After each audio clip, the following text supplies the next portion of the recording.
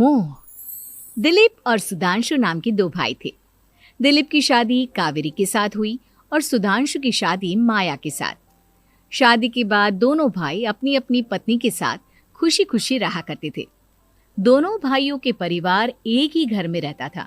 साथ में खाना, साथ में घूमना, कुल मिलाकर दोनों भाइयों का परिवार खुशहाल परिवार था।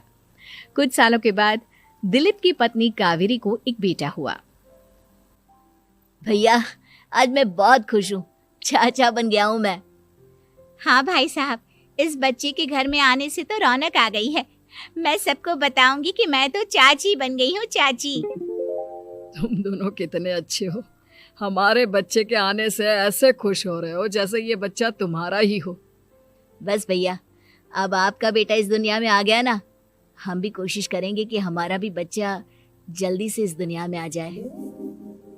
और फिर आपका और हमारा बच्चा दोनों मिलकर दिन भर घर के आंगन में खेला करेंगे। कितना मजा आएगा ना। सच कहती हूँ माया, मैं भी उसी दिन का इंतजार कर रही हूँ जब तुम्हारी भी गोद भर जाएगी और मेरे बेटे को एक छोटा भाई या बहन मिल जाएगी। 1 साल बीत जाता है। दिलीप और कावेरी का बेटा अब 1 साल का हो चुका था, लेकिन सुधांशु और माया की कोई औलाद नहीं होती। माया, लगता है कि हमारी जिंदगी में बच्चे का सुख ही नहीं है। ऐसा क्यों कहते हैं? दिलीप भाई साहब का बेटा भी तो हमारा ही बेटा है ना। तुम्हारी बात बिल्कुल ठीक है माया, लेकिन फिर भी हमारा खुद का एक बच्चा होता तो कितना अच्छा होता। हाँ, कावेरी भाभी भी हमेशा कहती हैं उन्हें अपने बेटे के लिए एक छोटा भाई या बहन चाहिए। लेकिन देखिए ना, हमारी तो किस्मत ही कितनी खराब है। हमारे तो सारे ट्रीटमेंट भी फेल हो चुके हैं। डॉक्टर ने भी साफ साफ कह दिया है कि तुम कभी माँ नहीं बन सकती। वही तो सुधांशु, बहुत बुरी किस्मत है हमारी। लेकिन माया, हम अपनी किस्मत को इतना क्यों कोस रहे हैं? हम दिलीप भाई साहब के बेटे को अपने बेटे की तरह ही प्यार कर सकते हैं ना। हाँ जी, बिल्कुल सच कहा। मैं भी वैसा कर सकती हूँ। चाची हूँ, उसे छोटी माँ का प्यार नहीं दूंगी क्या? कुछ दिनों के बाद दिलीप का एक दोस्त दिलीप से मिलने के लिए आता है। अरे क्या बात है दिलीप, बधाई हो बधाई। और घर तो काफी बड़ा है तुम्हारा।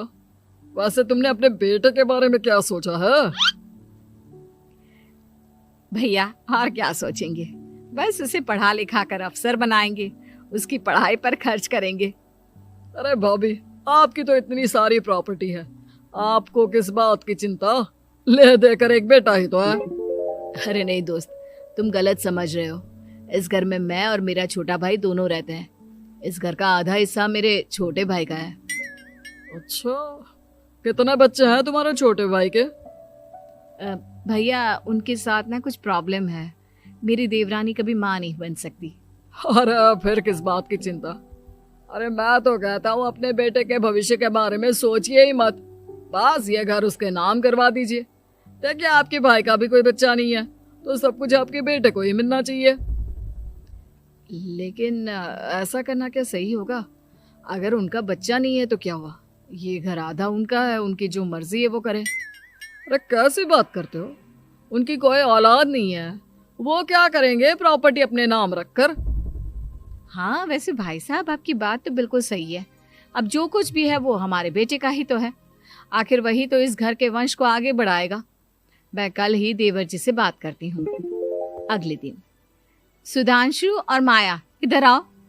तुम दोनों से एक बहुत जरूरी बात करनी है मुझे। बताइए ना भाभी, क्या बात है? आपको कहीं जाना है तो आप अपने बेटे को मेरे पास छोड़कर जाइए। मैं ही पूरा दिन रख लूंगी उसे। अरे नहीं माया, वो तो मुझे पता है। मैं किसी और चीज के बारे में बात करना चाहती हूँ। बताइए ना भाभी, क्या बात है? देखिए देवर जी, आपका कोई बच्चा है नहीं, लेकिन मैं जानती हूँ कि आप हमारे बेटे को अपने बेटे की तरह ही प्यार करते हैं। भाभी, बेटी की तरह नहीं, वो हमारा ही बेटा है। मेरे लिए तो वो मेरा ही बच्चा है। वही तो फिर क्यों ना ये सारी प्रॉपर्टी हम मेरे बेटे के नाम करवा दे, क्योंकि तुम्हारा हो या मेरा, हम सबका एक ही तो है बेटा। लेकिन भाभी, अभी तो वो सिर्फ 1 साल का है। अभी से प्रॉपर्टी उसके नाम करवाने का क्या मतलब है? देखिए देवर जी, जो काम जितना जल्दी हो जाए ना उतना अच्छा। आने वाले वक्त का क्या भरोसा। भाभी भरोसा क्यों नहीं, हम तो हमेशा आपके बेटे को माँ बाप की तरह ही प्यार करेंगे। हाँ, लेकिन फिर भी मैं चाहती हूँ कि ये सारी प्रॉपर्टी मेरे बेटे के नाम हो जाए। अब मुझे नहीं लगता तुम दोनों को इसमें कोई भी परेशानी होगी, है ना? भाभी वैसे तो आप जो कह रही हैं वो बहुत जल्दबाजी है, लेकिन फिर भी अगर आपको ऐसा लगता है तो ठीक है, कल ही प्रॉपर्टी के पेपर बनवा लीजिए, मैं और माया उस पर साइन कर देंगे। इस तरह से अगले दिन प्रॉपर्टी के पेपर बनवाकर सारी प्रॉपर्टी दिलीप और कावेरी के बेटे के नाम पर करवा दी जाती है। कुछ दिनों के बाद सुधांशु, सुबह सुबह ये कौन लोग आ गए हैं तुम्हारे घर पर? भैया वो ऊपर वाला कमरा खाली पड़ा था ना, सोच रहा था किराएदार रख देता हूँ। लेकिन किराएदार रखने से पहले आपने हमसे पूछा भी नहीं।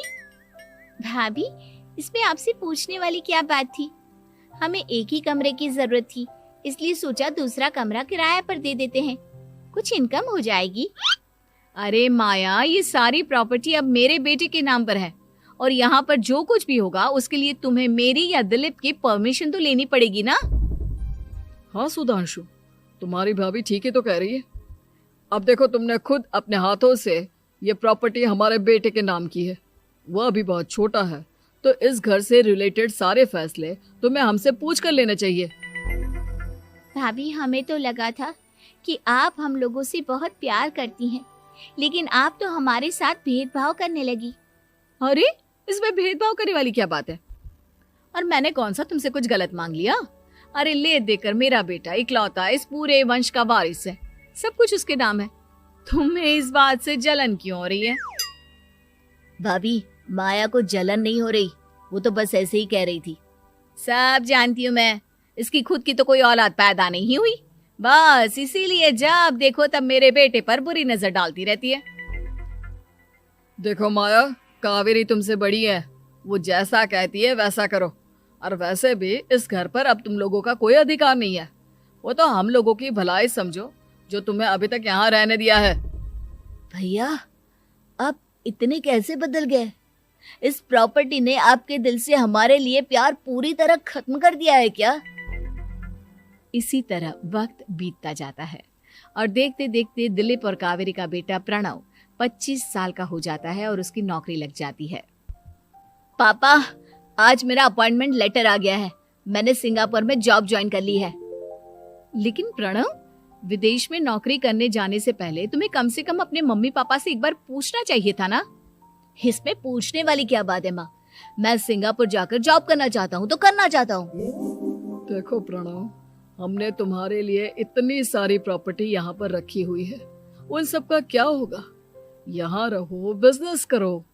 सॉरी पापा, मैं यहाँ रहकर कोई बिजनेस नहीं करने वाला, और ये जितनी भी प्रॉपर्टी आपने मेरे लिए संभाल कर रखी है ना, ऐसे ही किसी को दान में दे दीजिए, क्योंकि मैं सिंगापुर से वापस इंडिया आकर कभी नहीं रहने वाला।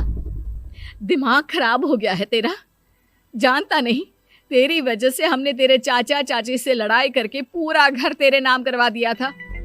हाँ तो ऐसा करने से पहले आपको सोचना चाहिए था ना। और मम्मा, मैं तो वैसे भी उस वक्त 1 साल का था, मेरा इस मैटर से कोई लेना देना नहीं है।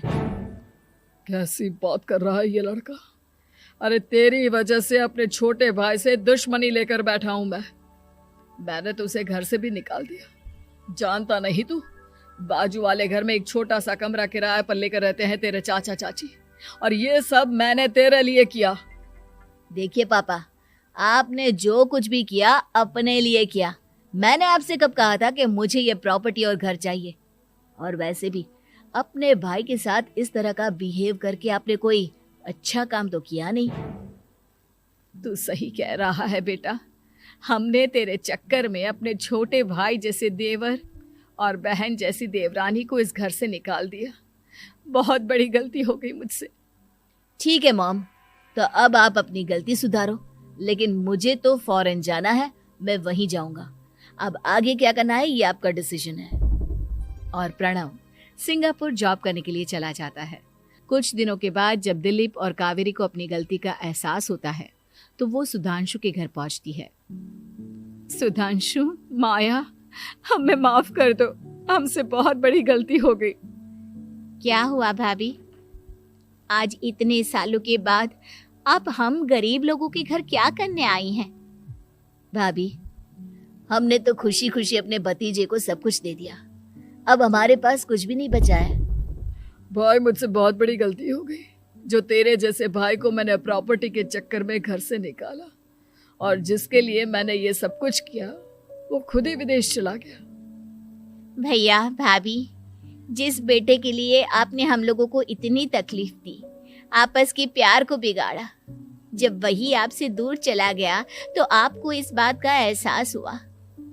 लेकिन माफ कीजिए, अब हम आपके साथ रहने के लिए उस घर में नहीं आ सकते। नहीं नहीं माया, ऐसा मत कहो, मुझसे बहुत बड़ी गलती हो गई, प्लीज वापस चलो, मैं वो घर फिर से तुम्हारे नाम कर देती हूँ। भाभी, मैं उस घर का क्या करूंगी? किसके लिए? मेरा कोई बच्चा नहीं, मैं तो बस जिंदगी भर आप लोगों के साथ प्यार से रहना चाहती थी, प्रणव को अपने बेटे की तरह प्यार करना चाहती थी, लेकिन आपने मुझसे वो अधिकार छीन लिया। भाभी और भैया, एक सवाल पूछना चाहता हूँ आप लोगों से।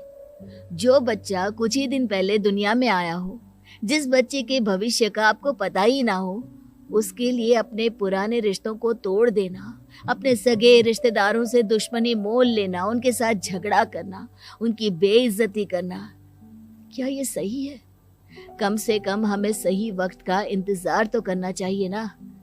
सिर्फ प्रॉपर्टी के लिए अपने सगे भाई को घर से निकाल दिया, वो भी अपने 1 साल के बेटे के लिए। क्या ये वाकई में सही था? जवाब दीजिए मेरी बात का।